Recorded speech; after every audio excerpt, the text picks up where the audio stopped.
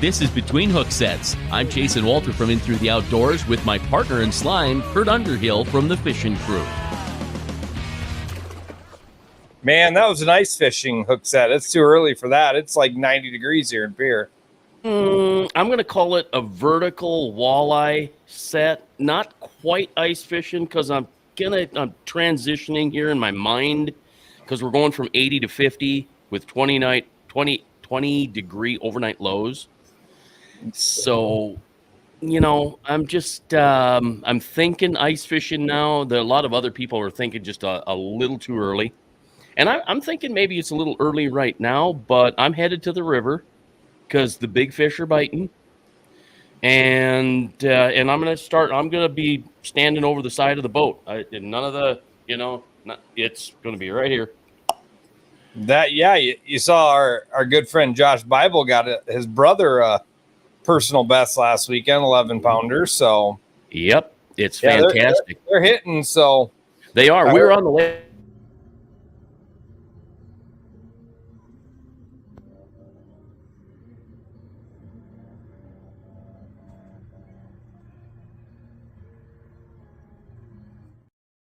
So you completely cut out. I don't know what you said there. Oh, that's right. Every time you turn on the video. I looked at it. I thought it was like an albino snake, right? Yeah. Do you need to see it again quick? No, we're good. Okay. It was a reflection off of the water of a contrail. It was a contrail from a passenger plane. So pretty crazy. Yeah. Let's get right into this because I don't know how long. I don't know if Jadyn's got a date or something tonight, but he's got something else going on. So let's bring him in. Let's get this thing rolling. And Jadyn, how you doing tonight? I'm doing good, guys. Appreciate you having me. Yeah, I'm doing good. Just got back from out fishing today, actually. Yeah, now let's tell people that you literally just got back just before we hit the live button. He was walking into his house. Yes. Yeah, I kind of pushed it a little bit. I always think my time management is good, but I'm notoriously tardy just because I don't know. It's probably half of it is me. Yes, I know it's my own fault, but half of it is just something always comes up where I just either get pulled back a little late or I stay a little too long to do something and just everything runs into each other. But hey, one more cast is not a thing, bud. One more cast is not a thing. Let her go, especially if you're catching fish. You said you had a good thing going. Not that you want to give up any information, but you went out. How many guys you go out with, and how did you do? We had 3 guys in the boat today, me and 2 of my buddies that I work with at Scheels here in Fargo, and it was really good. Like I said, I think we had 6 fish over 27 today, another handful from our smallest fish today was 22 inches. The rest of them were the average size was 24, 25, just really good quality. Just speaks to some of the fishers we have here in North Dakota. I know you guys in South Dakota can relate as well with a lot of the little sloughs you got, but also then the big name fisheries too, and everything in between. Just so healthy, and it's the best time of year as well. So kind of everything plays into itself right now. You started working for Scheels, and were you catching big fish like this? Now this fish was so big that you couldn't fit in the picture, and neither could the entire fish. Have you always been catching big fish and good fish like this walleye? You do catch other stuff too. Let me just pop this up quick. There's a big slabby crappie there. But what did it take to start working at Scheels and then be a fishing manager and the expert and frankly the influencer and the celebrity that you are?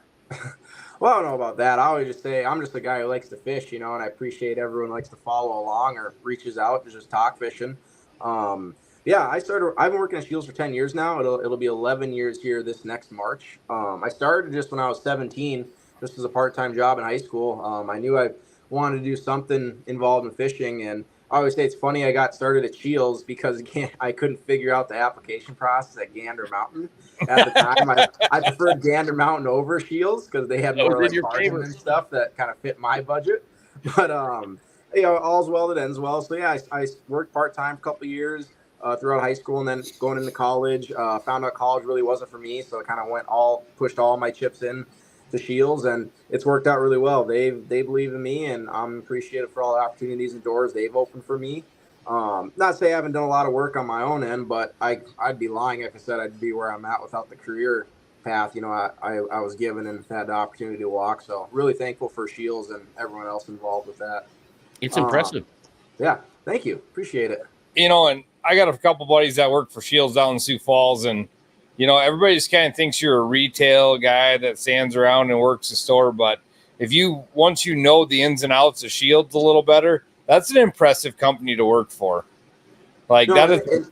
And it is, I always say retail's not for everybody. And Scheels, as great as it is, I've worked there long enough to see people come and go. And not say like, those people aren't great people, just it's not for everybody, you should always do what makes you happy in life, whether that's Scheels or something else. Scheels makes me happy and keeps me involved in the fishing industry the way I want to be. So again, everything just seems to work out. Yeah, it's kind of crazy though. Like you see these guys that you're like, well, geez, how do they make it in life? They're just, you throwing out, they work at Kmart, right? Like they're just working at the Scheels, like, but it's really, the company is really structured for you guys to just thrive. And the possibilities are endless if you really want to get after it. Yeah, that's another one of the great things about Scheels. They put you in position to succeed. I've worn a few different hats in my time at Scheels, but I've always just settled into what my role is now. Fishing manager here at Fargo, fishing expert, if you will. I guess it says on one of my name tags. And one of the things we live by at Scheels, they got to be experts out there for you're called an expert in here. And that's through any department you walk through, whether it's like athletic shoes or sport game. If you're a golf guy, go upstairs, talk to the golf guys, or hunting or fishing, like where I'm at. It doesn't matter. Anyone you talk to, they're very knowledgeable, but is also passionate about what they do. Like when they leave work, you'll usually find they're doing exactly what they do at work. Whether you said if they're a golf expert, after work they're going and hitting 9 holes after work. Me, I'm notorious for fishing after work or even before work. Just whatever you can do to make it happen, you make it happen. That's how you become a true expert. You just truly enjoy what you do, and then you spend every time outside of what you're paid to do still doing it, And that's advantageous to us, for people that want to know. Yeah, right. It's a big deal for us. And then on top of it, they take you guys, and I know they do it out of Sioux Falls. I'm sure you guys do it too, and have Scheels University. And they bring out the expert pros, and they bring these guys out there to learn them on the electronics, the rods, the everything, right? I mean, that's a great hands-on experience for all those people to see the new product. So it ain't just like, oh yeah, Berkeley finisher's out. There you go. You've actually used the finisher out in the water before you've, talk about it. Yeah, exactly. Universities are a huge part of Scheels, and that's another thing that really separates us from everyone else in the retail industry. Is again, where we take the time to make sure we truly are experts before we step onto the sales floor. So like you talked about Fishing University, we have a couple of those a year where we get to see some of the new product beforehand, before it really hits retail stores, get to use it. So when it is time for you to walk in, purchase it, and ask your questions, we can give you firsthand, real world, real life experience. Not just reading the same testimonial from the box that you yourself could read, either in store on the box itself or online from the company itself. You're truly getting firsthand testimonials right from our own experience.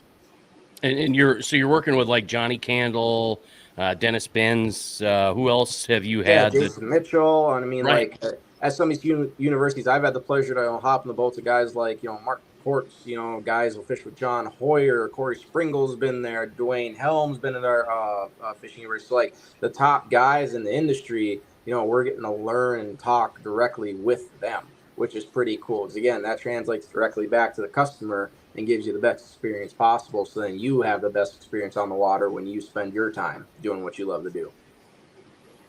I love it. I do. I do. Yeah. Well, I think maybe I've met you a number of times, or I should say I met you the first time, and then I've run into you other times. Mm-hmm. And I think Scheels Ice Fest is going to be more important in Fargo than ever before, last year included, because there is no big ice show in Fargo anymore. Right. So yeah, we're kind of the last man standing, but we've been doing it the longest, and we feel like we have the best one. And again, it's not to say, if you enjoy going to other retail stores or other sporting events, there's plenty of room for everybody. There's plenty of money to go around, plenty of industry, plenty of room for everyone in this industry. So we like to be competitive, but I also believe there's room for everyone. So Best part about Shields, best and worst part about Shields is, and the Shields in Sioux Falls, 2 stories. So I go upstairs, my wife goes downstairs. Awesome. The only bad part is we both end up at the register with 2 carts full. that may or may not be by design. It really may or may not be. But that's what I'm telling all you. Those reward cards, You can literally do anything in that store. I was talking to somebody and they're like, yeah, it's Shields is so much better, blah, blah, blah. I said, yeah, you go to Shields in Sioux Falls, you can damn near get your groceries. They're like, some things you can get. That's the other thing part makes the job fun is, we say we sell fun. I always joke at customers, this is not a need store. This is a want store. The only thing people need are, the water and the pipes and the air and the ducts, other than that, everything else you walk in here because you want it. So that's what makes the job more enjoyable too. Right. Yeah. And the taffy, or not the taffy, the fudge. It's the fudge that brings me back. Peanut butter fudge brings me back every time. I love it. So, Jadyn, you're not just like Shields expert, but you're out there fishing all the time, videoing a lot of stuff you do, and kind of dabble in little tournaments here and there. Like, how did you get into all this? Like, at 17 years old, you didn't just walk into Shields because you wanted to work fishing. Where'd you come from, and how'd you do it? Yeah, so I was born and raised in Fargo, North Dakota, and it was kind of nice growing up in a border town here. I always joked I've never really left because I haven't really had a reason to.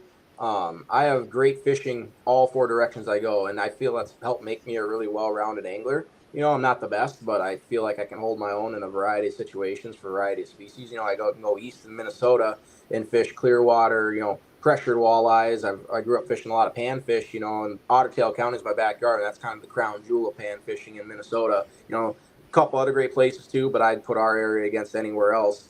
Also grew up fishing my grandpa, Devil's Lake. I fished Devil's Lake since I was like 5 years old. And that's back, in the early 2000s. I've seen Devil's Lake from back when it was a flooded forest where the go-to tactic was, drive as far into the flooded trees as you can without losing a prop or poking a hole in your boat, tie off to a tree and throw slip bobbers and wait for the fish to come through.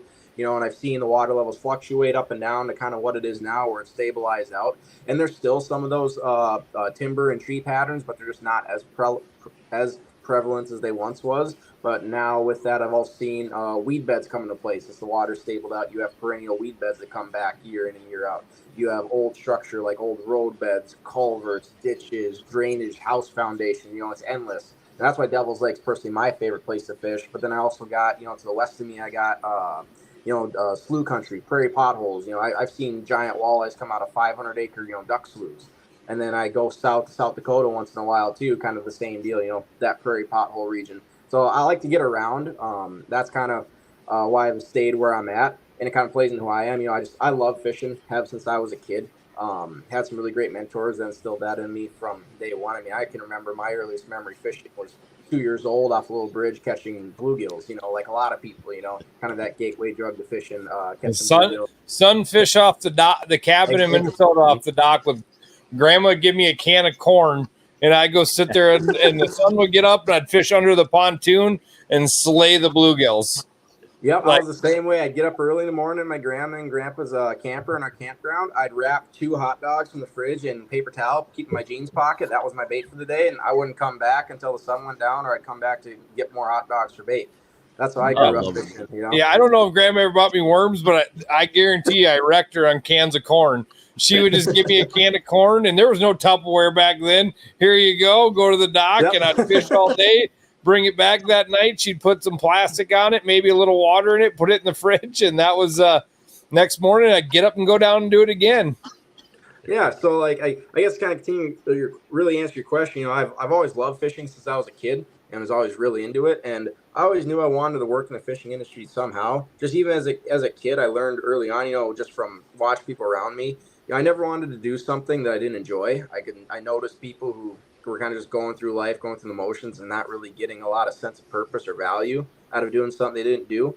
So I knew I wanted to be involved in fishing somehow. And Scheels gave me the opportunity when I got older. But you talk about tournaments. I'm definitely not the best tournament angler out there. I've had good finishes. I've had some really terrible ones. But I love doing it. And again, at a young age, I really fell in love with tournament fishing because I understood that, when I would watch a tournament, whether it was FLW, PWT back in the day, or then as I got into high school, the National Walleye Tour and following some of the AIM series as well, you know, the, those are the best of the best anglers because no matter what, they got to go out and find them. Someone always catches them. I have yet to see a tournament that was won with zero weight, 0 pounds. Right. No matter how tough the bite is, how god awful it is, how cold front, warm front, winds blowing. As long as it's not lightning, typically you're going. They're sending you out, and someone always finds them. They always Someone do. always does. No matter what, they're always biting somewhere. So my mentality has always been, why can't that be me? If they can do it, I can do it too. But also tournament fishing, I think that's the best way you grow as an angler, exponentially and quickly. Because again, you're forced to figure it out on the fly. You have the same conditions as everyone else. Typically, you have a lot of the same tactics or same time frame to figure it out. So it's kind of may the best man and or woman win, And again, that goes back to my mentality is anyone can be beat. Anything that they can do, I can do just as well, if not better. So why not throw your name in the ring with everyone else and see who's still standing when everything's said and done? So that's why I love tournament fishing. There's a song there. You better. Anyway, hey, you never mentioned Winnipeg. What? Oh yeah, yep. Get north up to Canada too once in a while. So really fell in love with that a few years ago. Then obviously with the COVID deal, I didn't make it back for a few years, but that itch got scratched, or that wound got opened again this last year. I made it up there for 3 trips. Each trip was about 3 or 4 days, and just had a blast. It was so much fun. We ran into you were up there with Jason Durham one time. Yep. I don't know if you were in the pickup or not. I think this is. See, we caught one too. I think that's you in the background back there. I was fishing with Santa. Ho ho ho. We were having a fun time, and frankly, by the look on his face, it was more like hee hee hee. But it was pretty neat. Talk about the wolf pack walleye thing. We've got one here looking at the bait ball, then all of a sudden it's a wolf pack. And you had talked on a Scheels podcast about that, and it really caught my ear. Tell us about that whole feeding thing where one would kind of round the bait ball and one would come in, and explain that. Yeah, so that what you're referencing is something I saw last year. I was up at Lake Pokegama near Grand Rapids, Minnesota, and those who aren't familiar with Lake Pokegama, it's a beautiful lake up in northern Minnesota. It's actually technically a reservoir, and it actually has a natural smelt population, which is very rare in Minnesota lakes. I know out here in the Dakotas, we're pretty familiar with that. That's kind of the driving force behind Lakes Cockawea, Lake Oahe, and a lot of the other Missouri River systems that we have here in the prairie country. But over Minnesota, smelt's a lot more rare, but it has the same exact effects on those fish out there. Lake Pokegama is filled with giant walleyes, and they're big, mean, aggressive, but they're also very lazy as well because they have so much smelt. They can swim with their mouth open and basically inhale 3 smelt anytime they want, right? But one thing I noticed out there, now with the advent of forward-facing sonar, getting to chase a lot of these suspended fish or these fish kind of off in the abyss, these smelt eaters. I got to watch kind of their behavior. It's really cool to see, fishing a lot of lakes I have around me, kind of in that DL, RTL County, those smaller lakes. You don't, though we have very big fish, very big walleyes, you don't see, congregations of them as you do on these bigger bodies of water, just because you don't have as many of them. When you get on these bigger bodies of water, you'll see a lot more big fish in tighter areas, or even in, I wouldn't call them schools, but, small groups. And it was interesting to see kind of how they work together. I had a school of 3, we caught one of them. So we found out they were about 25 to 27 inches, great fish.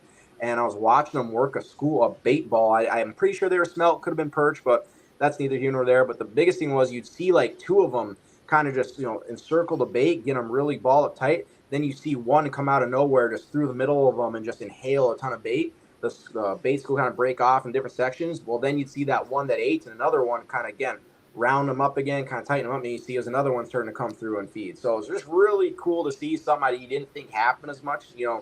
Old theory was big walleyes are very solitary creatures, and for the most part they still are, but it was still cool to see, them kind of working together, seeing multiple big fish in one area with the same common goal. Really cool stuff to see and watch. That is really cool. Yeah, thanks for the story, because it's almost unbelievable, kind of, in a way.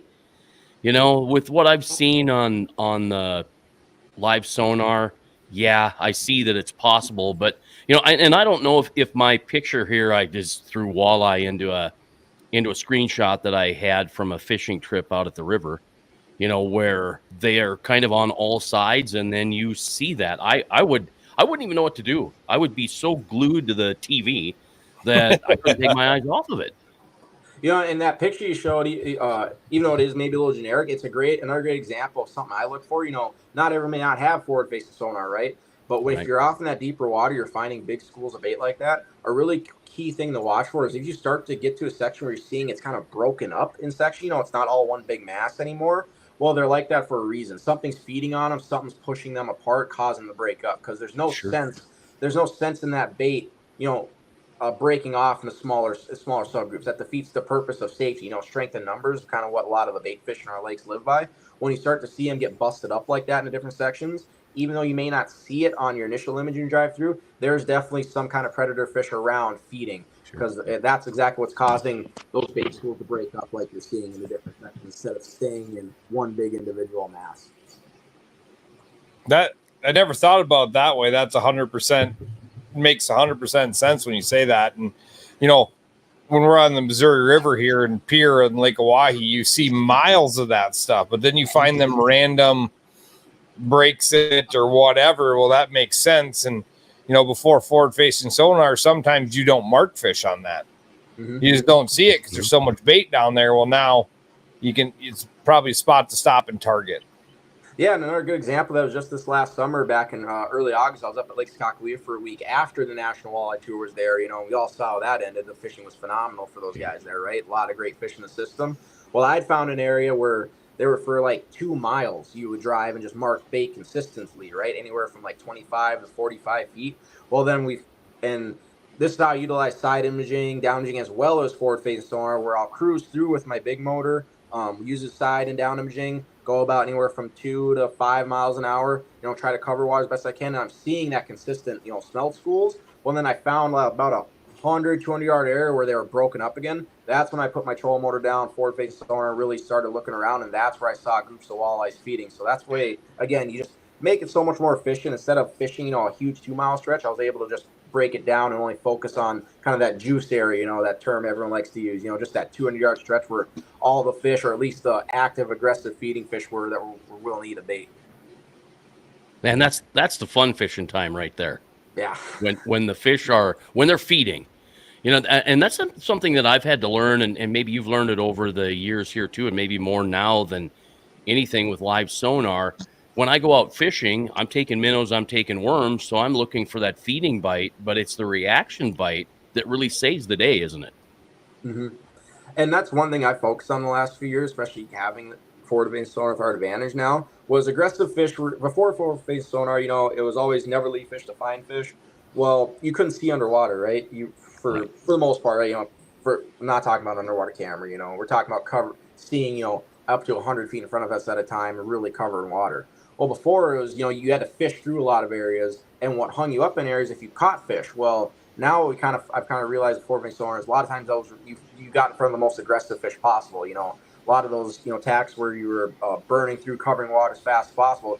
It was a numbers game. You're just trying to get in front of as many fish as possible to find which ones are active and willing to bite. Well, now forward-facing sonar, you can kind of pick and choose. And I think a great quote I heard from a great tournament angler, a lot of us know, Max Wilson. I heard him on a podcast a few years ago talk about it. A tournament fisherman, he doesn't always have the luxury of fishing for active or aggressive fish, because let's say you have, I think another good example was, I think it was the Green Bay tournament they had this year. Bite was terrible. Everything working against them. AOI had terrible weather. The other thing no one talked about, they had a full moon during the tournament. So those fish, if they were feeding probably middle of the night, 11 p.m. to 2 in the morning hard. They had no reason to feed during the day, right? Well, again, tournament, during the day, someone's got to win. Someone's got to go get them. There's some fish biting somewhere. So now, just what he said again, they don't have the luxury of fishing for always aggressive or neutral fish. A lot of times they have to fish for neutral or negative fish. Well, that's something I've kind of challenged myself the last few years, was not even when I found great fish, even if they're maybe not biting, what can I do to get bites or at least get reactions? So I know if I'm ever put in a situation where maybe money's on the line or I can't just go find different fish, how can I get these fish to bite? So I think that's something, if people want to get better, they should really dig their heels in and focus on that from time to time, where it may not always be enjoyable or it might feel more like practice and work, but that'll make you a much better angler if you can figure out how to squeeze out those couple, 1, 2, 3 extra bites a day that the average guy might not get. So with the new way we're fishing, and we'll call it live sonar way, does barometric pressure bother you as much as it maybe used to? It does. For trolling, it bothers the daylights out of me. If pressure's not right in that 29.89 to 30.2 range, I'm out. I'm done. But there's always somebody that catches fish, right? Because there's that reaction bite, right? Mm-hmm. So does pressure bother you at all, or do you just fish? Oh, yeah, I mean, kind of both. Like, I still look at conditions. I'm big in majors and minors with the moons. I'm huge in like barometric pressure you talked about. That's not gonna. If I see it's a high pressure, that's not gonna stop me from going out. I'm still gonna go. I'm still gonna fish, but I'll go out knowing like, okay, probably going to be tougher today. Probably going to have to work for them. They're going to be probably tighter to bottom. I might have to reach for live bait more. Going to reach for finesse rods versus the fun rods, but I'm still going to go. I just know I'm going into it with like, okay, this is going to be tougher. I'm going to have to earn more bites. I'm really going to have to be dialed and sharp to get the bites I have and make the most of the opportunities I get. So I guess, yeah, if that answers your question, it's both. Yes, it's a huge fact for me, but I'm still going to go fishing either way. You mentioned high pressure. We were talking about pressure and how it relates to fish and fish eating, biting, feeding, whatever. And the guys in the ice house weren't getting it. And my kid at the time was 14, and he doesn't fish much. And he just said, "Here, let me show you." He put 2 minnows in a empty pop bottle, fill it up with water, put 2 minnows in it, and squeeze the top. And we recreated this because we weren't recording it at the time, but we did it from the kitchen table. And watch these minnows.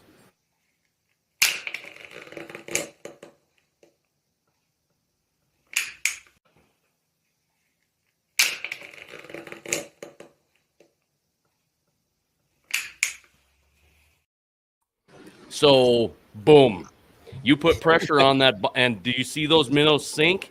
Yep, and then I cut it off, and I should have left it, but when you let off of the pop bottle and the pressure's relieved, the fish instantly start to move around and come back up.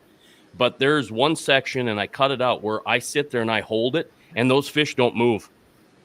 They're keeping themselves balanced, but they don't move. It's amazing. I was really surprised that a 14-year-old kid that really didn't fish much figured that out. But it really helps to understand high pressure when you see that little clip. I know, and I was just going to say, like, that is the best description of it I've probably ever seen. And for people to understand, like, it really is that simple. The higher the pressure, the more pressure those fish feel, it's going to force them down. They're not going to want to come up. They're not going to chase. They're not very aggressive. They're not hungry. They're stressed, typically till that pressure equals out. Like, you can have high pressure for 3-4 days. At that point, it's not really high pressure anymore. It's standard, or it's, I forget, I'm gapping the name. I'm gapping out on the word I like to use. It's consistent. It's consistent pressure. It's no longer higher. It's not front anymore. Same with a low or fall, or a good example I like to use all the time. During ice season, like if it's been negative 30 for 4 days, it's not a cold front anymore. That's stable weather. Those fish, they're going to eat. Right. They got to eat sometime, right? They can't go 4 days without eating, right? But again, back to the pressure. It's literally that simple. The higher the pressure, the more pressure is forced on those fish, the less active they're going to be. Lower the pressure, the higher up they can rise. They have more opportunities to go in the water column. They're not feeling that pressure in their body. Their stomachs literally expand more. They can eat more. They're going to be more aggressive, more willing to bite, more willing to chase.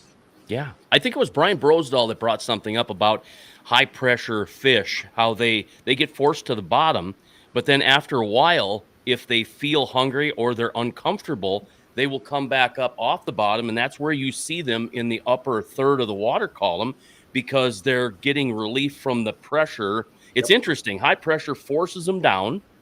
And once they get down there, pressure forces them back up if they have to be there for too long. It's the most puzzling piece of science, but it's very simple when you think about it. And that, again, it plays into why the fishing is so tough. Because, those fish aren't comfortable. They don't even know what they want to do, They want to go down deep for a few hours. But, no, I want to go back up. So they're thinking about, comfortability and stress. Food isn't the number one thing on their mind like it is majority of the time. And that's when, again, fishing gets tough. And tough fishing just sucks.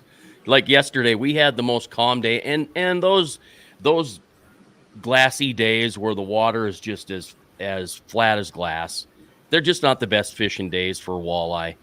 But the things that you get done, for me, last night was more of a learning situation where we sat with live sonar, and every clump of weeds, we never found a fish in the weeds. They were always in close proximity, maybe 3 to 6 feet from the weeds. But Mhm. I really expected to see fish sitting in the weeds because it was a sunny day, that kind of thing. And maybe they were away from it because they were in the shadows, but it was truly amazing. And they'd come up, they'd make their way up, they'd look, and they wouldn't race off. So I knew they were probably bigger fish. And that's the one thing that forward facing sonars taught me. If you've got fish that come up and they're gone, they're little. Mhm. They're just these young, if they're all over the place. But if you've got fish that come up, and even if it's just one, if it's coming at my microphone and this is my bait, and here they are, and then all of a sudden you get that turn and they're gone. That was a big walleye. Yeah, I agree 100% with what you're saying. It's kind of what I relate to people when they're maybe like trying to decipher their forward facing sonar or live sonar. I equate it to like if they ever use a Vexlar. They've ever fished for like whitefish or tullibees or like small bluegills or like little walleyes. I call it, they look flighty. Where they do the Yeah, elevator there you go. up and down, really quick, sharp movements. Oh, they're super aggressive. All of a sudden, oh, they got very skittish really quick. Smaller fish, not what you're looking. It's usually Right. not what you're looking for. Big fish, like you said, they're usually very deliberate in their movements. They're sure of themselves. Whether that's they're sure they're going to come in and crush it, or they're going to come in and they're sure, nope, I don't want it. Well, they'll turn their back nice and slow, give you the full fin, and go about their merry way. And that full fin, that full, especially when they're feeding vertically, Mm-hmm. and then they come around, and then you've got that big fin and it is. Oh, the I full don't vertical is know. the biggest blessing and curse because, like, when they go full vertical is when you can really get their true size. Like, you can start telling, oh, Right. that's a 28 to 30. That's the one. That's the one I need. But That's then, like, it. you hit Right. that last second before it merges your bait. We're like, are you gonna do it or not? You see him go full vertical, then you see him kind of horizontal out again, turn and just slowly swim off. You're like, Oh yeah, it's that's amazing. my And there are one. a lot of people that is like, well, how do you know? How do you know that that's a big fish? You got to look at the measurement, at the markers on the screen. Mhm. Generally, if you've got it set right, it's about 2 foot between each mark. And if you Yep. put the grids on in the beginning, it'll help you. You'll figure it out in a real quick hurry. You'll know what a 15-inch or a 12-inch walleye is versus a 30-inch walleye if you've got your mind on the numbers up above or even on the side, depending on the depth or the distance that you're looking out. If you're looking out and you're in 5 foot increments, you can still tell the big fish. It's a little tougher, but if you're in 2 foot increments, it's pretty easy to know that you've got a 24 to 30-inch fish below you. Yeah, It's and it's that's pretty some small once you exactly train some yourself to look tips at I it. usually. That's exactly some of the tips I give people when they're first starting out. Is one, use the range lines. It's super beneficial. Just also telling fish size and then getting accurate with your cast, and also telling where your lure is in relation to where that fish is. Then also, shrinking your window down. Don't start off looking 100, 120 feet in every direction. Start at 60 or 80 just so you can get the detail down and kind of understand what you're looking at. Then as you get more advanced, start spreading that. I'm at the point where especially when I'm fishing deeper water, like deeper than 20 feet, I pretty much always have my range at 100 or 120. And again, I've been staring at it long enough for enough years now. I can tell you at 100 in a 120-foot range setting, that's low, that's upper, that 18 to 22 inch walleye. If we're looking for the fill the freeze, yep, throw it on, let's catch those. But usually a lot of times, nope, let's just keep moving past. That's probably a 24, 26. That's a mid. Then you see the one where you're like, that's 29 plus. That's a true trophy. That's the one you want to cast at. But again, a lot of that just comes with time on the. With that too, you got to be careful because if you have a 7 or 9 inch graph, you don't want to go that far out. Correct. Yep. Yeah, Screen size right. is relative too. Yep. So you really got to be careful if you get a smaller head unit. You don't want to stretch 120. About 80 is all the further you want to go on that unit because it really, you get to the 12s and the 16s and stuff like that. You can stretch out quite a ways and still have good clarity and good return on it, you know. Mm-hmm. Yeah, That kind of, everything it's gets funny. It so kind of plays pixelated in. out if you're past 80 feet, and I use 7s and 9s, and they're fine. I just don't look out past 80 feet. I'm generally at 35 to 50, really, because I'm not casting 80 feet. I'm not casting 60 feet, you know? And then I think the other thing that confuses people too, there are a lot of guys that feel like they've got to use their live units down. So they're doing the down view. Yeah, Kurt, that was a very good point. And so when you're in the down view, everything that you see is a little grain of rice, right? But if you're in forward view, now everything that you're looking at, and I'm just not, is kind of a line. It's a vertical line rather than a horizontal line. And I think that throws people off, especially when you get out 50, 60, 70, 80 feet. 100%. And like one thing I tell a lot of people too is they ask me, use down forward. Open water, never use down. It's always in forward. And a lot of that just is with, especially this can be against regional and situational, but a lot of where I fish, you can't get within 30 feet of these fish. They spook. No kidding. Just where I fish, where I live, I deal with majority of the time a lot of pressured fish. Fish that have seen a few things before, have been caught before. You got to be a little stealthy to a sense. And again, there's days where they're hungry, and when fish are hungry, fish are dumb. Then the dumber they are, the more bigger your margin for error is. But unfortunately, most of those days we just don't have that luxury. Again, fish from pressured fish are well fed, well conditioned. You got to dot your I's and cross your T's if you want to be consistent. If you want to consistently catch. So I go used to to the keep mine tool. forward. Go to the tools in your hands, the rod and the reel. What are you using? Are you using the Scheels Outfitter rods? What are you doing there to set No, yourself up?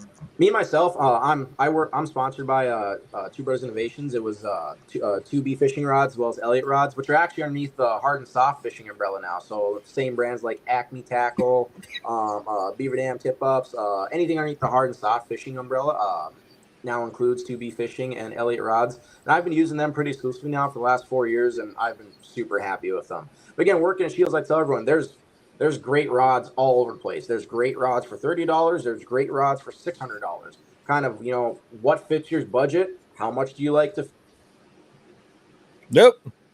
And Must be then getting a phone call. Oh, sure, of course. Yeah, I think, when he comes back, I hope, or at least I hope we get him back and we get to finish that conversation with him, because that's something that people take for granted. They just go buy a rod and a reel, and I did that in the beginning too. You guys, you and your dad, you fished with G. Loomis and some of the big dollar stuff, but you grew up getting better and better and spending more money and finding out that the better the rod, the better the reel, the easier it is to catch fish and keep fish. Yeah, I mean, my dad always had G. Loomis's. We had some Thorn Brothers, stuff like that. But, I think off the podcast with Tom Wynn, not the podcast with Tom Wynn, but off his THU, I learned is keep your rods consistent. And that's been a big error on my part, is I've never really kept my rod and reel combo consistent because I always want to see what's next out there. Are you back, buddy? You must have got a phone call. Sorry about that, fellas. That's got all a right. phone call, didn't you? Can you guys hear me? I can't seem to hear you. Yeah, you might have to log off. Yeah, you may. Yeah, you might have to log off and come back on. And I don't text Sorry, him. fellas, I can't hear you guys. I'll text you. So, yeah, a big thing I see is keep your rod and reels consistent is a big tip I took off of THU. To that way, when you're picking up a rod, it's consistent every time with the bait. So, I'm just gonna do this.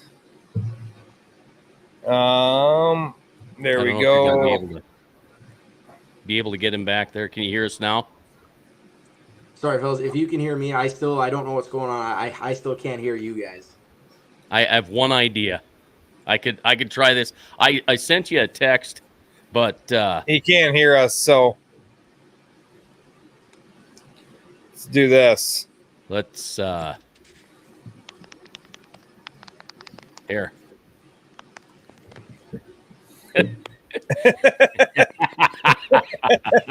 Sorry, guys. I still can't hear you. I don't know what's No, going but on read my end. I read the apologize. scroll. Read the scroll.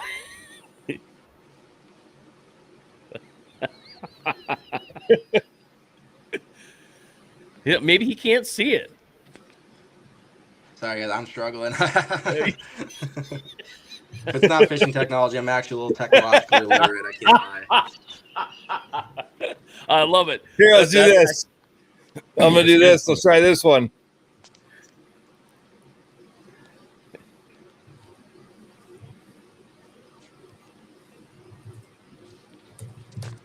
Here, let's try this. Ah.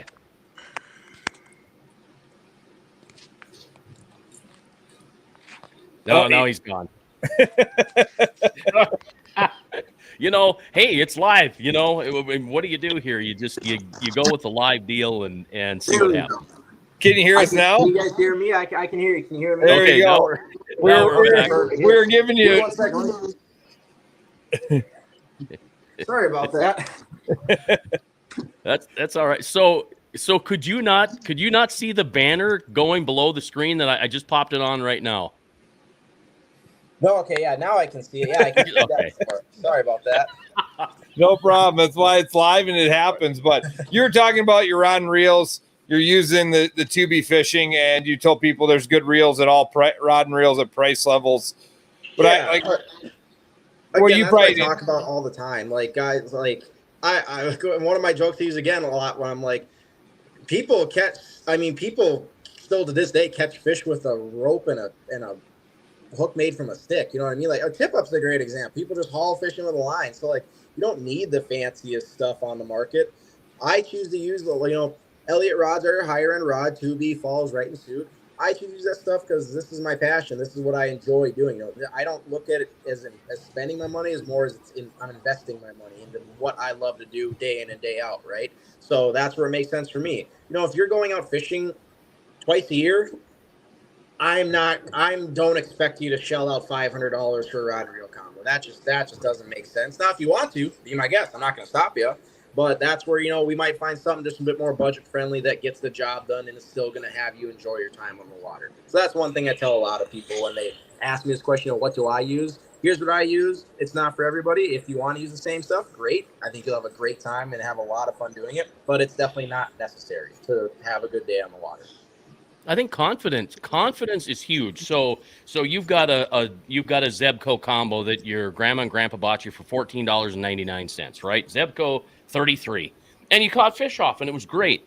And then you became an adult and you caught fish off of it, but then for some odd reason you ended up using a $59 rod and reel and it felt better and you started getting more confident. And then for some odd reason you ended up using a $250 combo and you couldn't believe how it felt in your hand, and now you're super confident. So that's what happened to me. I went from super cheap to not really expensive, but that $250, $280 combo, and now I'm so super confident in it. It's crazy. I'll even, if I've got a fish pull and drag, I'll one-hand it. Maybe I'm not going to do that with a 10, 11, 12 pounder. Yep. But there's more confidence in the drag system and in the load on the rod and the tip. Talk about the rod itself and the backbone. Medium with a fast tip, medium light, extra fast. What do you recommend for just the average fisherman? Yeah, so what I say day in and day out, if you're looking for a do-it-all fishing rod, if we're keeping it just mainly to walleye, so let's say walleye fishing, a rod that you can jig with, rig with, troll with, slip out, kind of a Swiss Army knife. A 6.6 to a 7-foot medium power fast action will do everything in walleye fishing you needed to do. I don't care if you're fishing for 16 inches or 30 inches. I don't care if you're pulling crankbaits, if you're pulling bottom mount spinners, if you want to jig, if you want to rig, if you want to slip bar, if you want to rip jig. 6.6 to 7-foot medium power fast action rod will do anything you needed to do day in and day out. And another thing to be careful of too, because I made the mistake when I finally decided that I was going to step up and buy, it was a Fenwick. It was $129.99 Fenwick. I'm like, I'm gonna have a Fenwick rod. It was 7.6 medium, and I hate it. I bought it because it was a Fenwick. I didn't look. I'm like, I just want a Fenwick. So I'm glad that you said the 6.6 thing, because that's one thing that I found too. And it doesn't matter. I only say that so I hope that if there are beginners or people who just amateurs, just go out and have a good time. If you're not comfortable with a 7-foot rod because Jadyn or Kurt uses one, or a 7'6", if 6'6" works for you, use it. Absolutely. I think a good thing to remember too is, like, fishing can be as simple as you want to make it or as complicated as you want to make it. And I think for a majority of people, you're always better off making it as simple as possible. Now, on the one hand, like I said, like myself, I get very technique specific, very dialed in. I kind of have a rod and reel set up for any lure in my boat, right? But again, people catch fish by hand lining a piece of rope. It works. Make it as simple as possible so you can focus more on just the fishing aspect instead of getting too tied up in the weeds on, what power my rod is. My rod 3 inches too long for what I'm doing. I should have a medium light instead of a medium. I promise, for 90% of people out there, whatever you have will work and do just fine. Be confident in what you got and the tool you have. That's what Kurt's dad used to say too. I think a lot of people overlook, though, when you get as technical, like with you, the reel is a big deal. Mm-hmm. Like, you can't really just, if you're getting to technical finesse, or you're really dialing in what you're doing, that reel is a big deal on the retrieval rates and all the different things, and it's a big deal. So what reels do you run? I run a lot of Shimano. I got really a ton of everything. Working at Scheels, I'm a sucker for a deal. So it's kind of whatever fits what I'm looking for, but is also within my budget. Is kind of usually how I go about my reels. But I am a big fan of Shimano's. I kind of splurged and treated myself this year. I got quite a few of the Vanford series. Very lightweight, very smooth reels, very durable. I also have a ton of Daiwas from Scheels. We have our own line with Daiwa. And they're phenomenal reels. They fish a lot better than what they cost. Our highest end one in our Scheels line, $130, our 1 series, it's pretty comparable to like a $200 reel. It's very light, again, very, very smooth and very durable. Those are the 3 things you always hear me talk about when I'm talking about reels, and more specifically spinning reels, what I do a majority of my fishing with. You want something that's going to be light, so you don't want something that's like holding a 5-pound weight in your hand all day. You want something that's smooth, but don't forget to talk about size, because size matters. Yep. Big spinning rod. Yep. And that's something that I've really seen change in the walleye world the last few years. Like when I first started at Scheels, 10 years ago, all walleye fishermen wanted, if you were a Daiwa Shimano guy, 1,000 size. Small. It was always the smallest reel possible. The Fluger guys wanted size 20s and 25s. The Abu guys wanted size 10s and 20s, right? You wanted the smallest micro reel possible.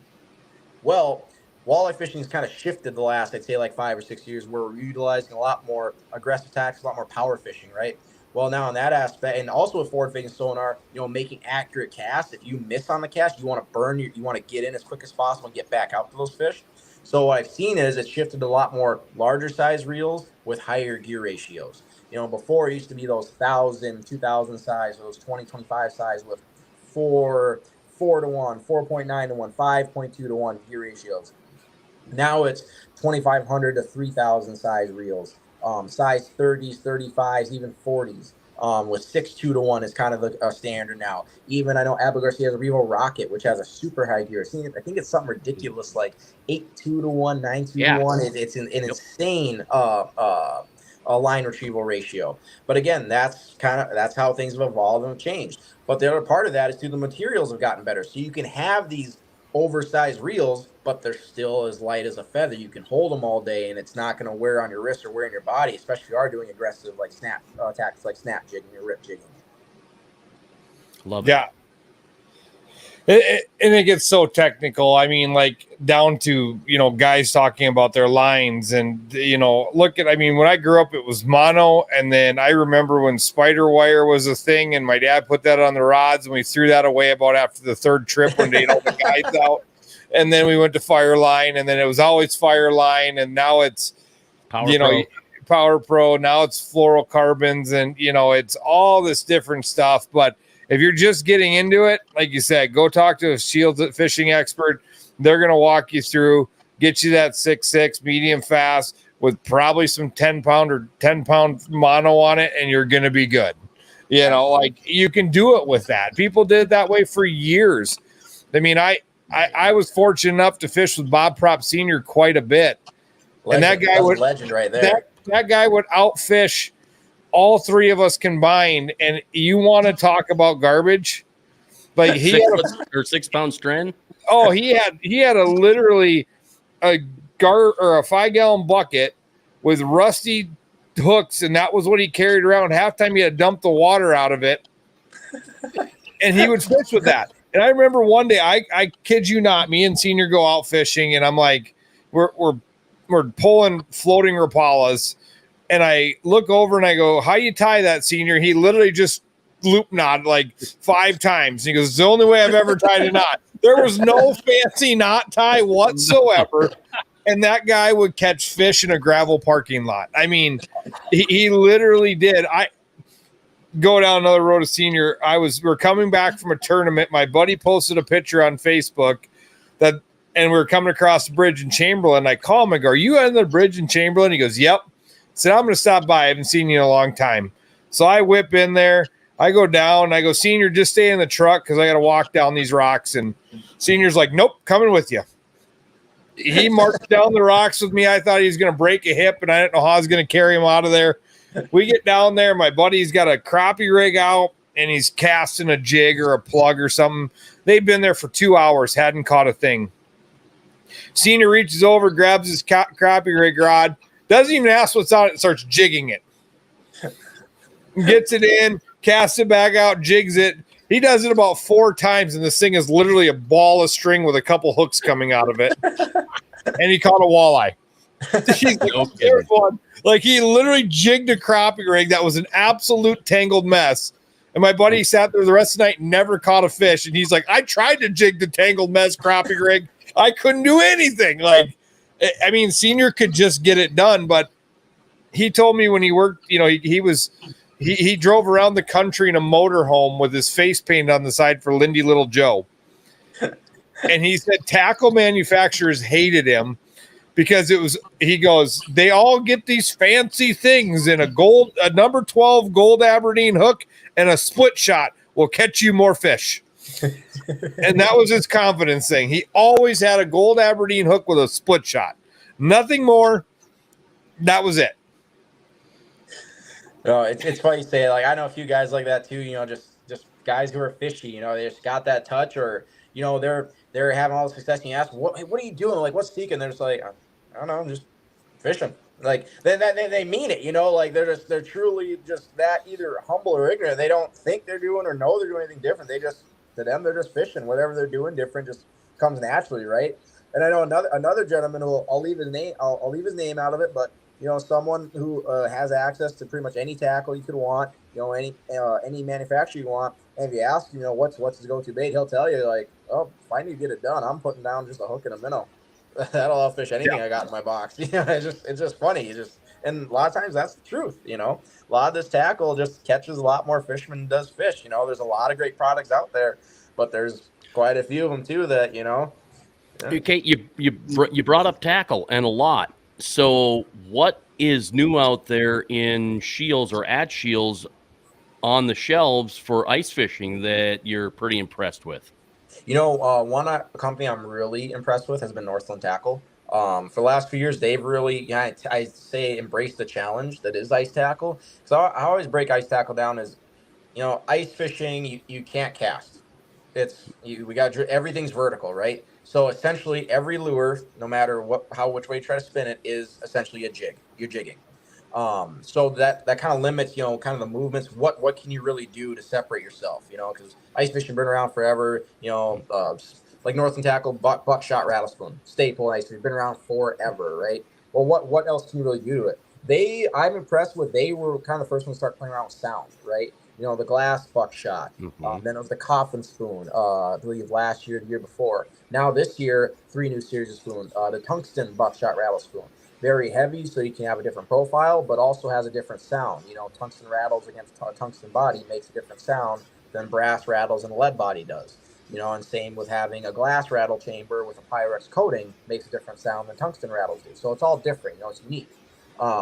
They also got the tungsten slim spoon. Again, just a very slim, different profile, right? Just try and change the shape, change some action. The one I'm really excited for is the Northland Thumper spoon. That one is very unique. It's like a flutter spoon, a finesse rattle spoon, and a flicker spoon all had a baby, right? You have a big, wide flutter spoon face, which moves a lot of water, has a nice, slow, tantalizing fall. But it's got a little flicker blade on it that only has a little flash, maybe seal deal. But the biggest thing with is when you jig that thing in place, that little flicker blade clanks against the body, so you have sound as well. So you kind of have all 3 things you want in a great spoon: movement, flash, as well as a little bit of sound as well. So I'd have to give my kudos to Northland Tackle for the season. I think you're going to see a lot of great products from them end up in a lot of people's boxes because they catch fish. Yeah, they've really transitioned from the yellow bin jigs. They've really come a long ways from that. And a Northland buckshot spoon is the first thing I tie up before I leave the garage to go ice fishing. I literally, that is on at least one, if not all rods. I'm a big, we fish in our lodge ice shack, and I'll put the rattle reels down and I put buckshot spoons on them. Even though we're not jigging them, I have buckshot spoons on. That is my confidence ice fishing bait every day of the week. Yeah, I know probably thousands of guys who agree with you say the exact same thing. I mean, it's one of those lures where if you don't have one in your tackle box, you kind of sign like, you said you ice fish? You do? Right. Oh, okay. Right. The Lindy Rattling Flyer is another one too. Another great one. Those two. Yeah, the Rattling Flyer, there's something about the way that you pound the bottom with that thing that just gets perch to go bonkers, and I love it. But a ton of fun. I'm excited to hit the ice here. I hope it's sooner than later. I always get nervous about the freeze up. Like right now, we're going to start getting cold over in eastern South Dakota, and I would guess North Dakota the same. 50 degrees for highs, 20s for lows, and it looks like it's going to stay. So now we're going to start making a little bit of ice, and then we'll get that November thaw, and it'll be late December before we get on the ice. And I just as soon get on and start ice fishing Thanksgiving weekend. Yeah. I'm one of those guys. I don't like skip over October. October's the holy month. That's the best fishing of the year, in my opinion. But usually once I hit that second week of November, I'm usually at that point where I'm either in a boat or on shore. When I get to the point where my guides are freezing every cast or every other cast, it's like, all right, this is no longer efficient. I'm over it. I'd rather walk out here and cut a hole and drop down on them. So that's usually when I put stuff away and I kind of take a 2 or 3 week hiatus just to switch over the seasons. That's when I get excited about ice fishing. And like you, the years I look forward to and get excited about, the years I'm ice fishing either right before, during, or right after Thanksgiving. Kind of that last 3-4 weeks of November. If I got 4 or 5 inches somewhere, awesome. We're gonna have a great year. Boom. Yeah. Yes, we've already got 4 or 5 inch plans. We found a little lake. We're calling it Dead End. We've named it because there is no name to it. And that first 4 inches of ice, we are out there. Hey, by the way, Nate, thanks for watching that last comment that popped up from Nate there. He does a lot of stuff he's with Lindy, and I'm excited to have him on during the ice fishing season a little bit later on. And speaking of that, as long as I'm doing that, I'm sorry to bring it up while you're on, that's fine. Jadyn, and thank you for being with us. Ron Shera will talk pheasant hunting next Wednesday night at 7 o'clock. So we're looking forward to that. Another legend of the outdoor world.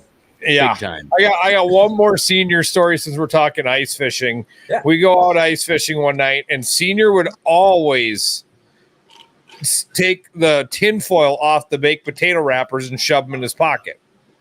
And I never knew why. Like every time we'd have baked potatoes, he would have a wrapper in his pocket when we left. And we're out ice fishing one night in the lodge, got the underwater camera on, and he takes that tinfoil out and he rips a small strip of it, hooks it on the hook, and hooks a minnow on it. And I'm like, and he's got a split shot, a gold Aberdeen hook, a piece of used baked potato tinfoil, and a minnow. And I literally watched the fish come in, and he was jigging it up, and the fish hit the tin foil and left the minnow. No. But Senior, I'm like, Senior, we have tinfoil in the ice shack for cooking. Not the same, partner. It's got to be crumpled up, and it's got to be all this stuff.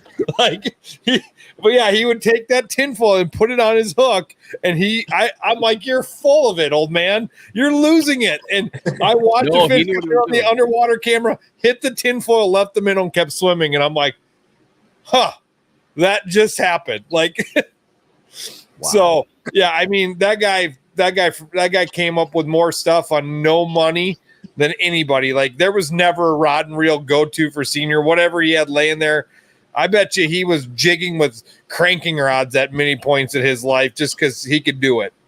Wait, that's a great example of the phrase necessity breeds innovation. You know, yep. You make do with what you got, or you figure things out when you don't have the tools available. Yep. I mean, Senior invented drift socks.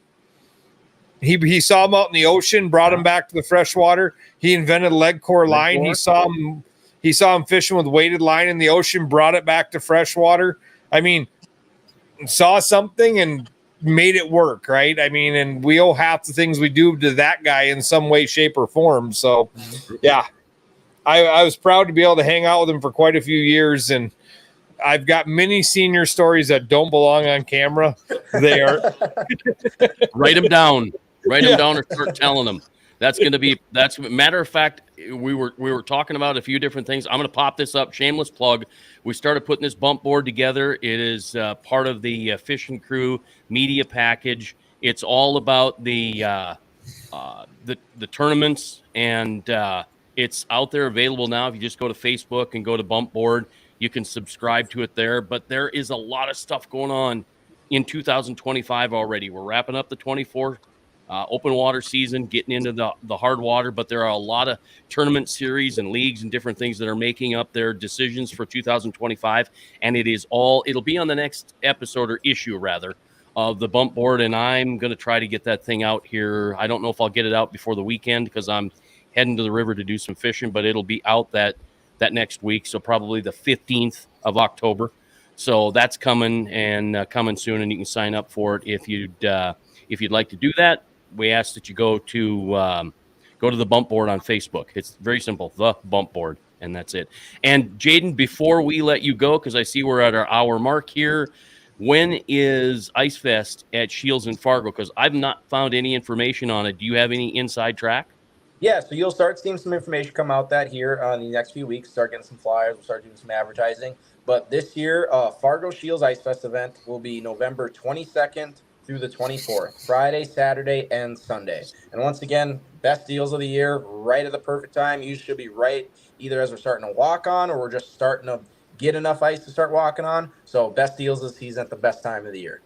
Fantastic. Well, be curious to see what the weather's like. The last couple of years have been pretty decent for Ice Fest out in the parking lot. Anyway, Yep. It's been nice. Jadyn, it's been great having you. Thank you very much for taking time away from your busy schedule with Scheels as the fishing manager and the expert there, and, of course, away from the water, catching the big walleye, too. Thank you. It's been great to have you. No, Thanks, thank you Jadyn. guys. Yeah, thank you. It's a pleasure. It's an honor. I'm really, like I said, I'm just a guy. I've gotten to do a lot of cool things, meet a lot of cool people in my short time in this industry, and I'm very thankful and humbled for it. But I'm always humbled when people like yourselves, care about what I think or have to say about fishing. Because, again, I'm just a guy who likes to fish. I'm confident in my abilities, but there's a lot of other people who are better than me at this point. One day I hope to sit at the top of the mountain and be able to say I'm one of the best out there, but still a long way to go, and we'll get there someday. It's not an if. Yes, you will. No doubt. Hey, thank you very much. Appreciate it. Hey, thank you. Thank you very much. Don't forget, next Wednesday night, 7 o'clock, Ron Shera. It's pheasant opener in South Dakota next Saturday. North Dakota and Minnesota started last weekend, so it's kind of a done deal there, but we're looking forward to it. Jadyn, again, thank you very much. Appreciate it. Absolutely. Thank you, guys. Thanks. Oh, yeah, that is.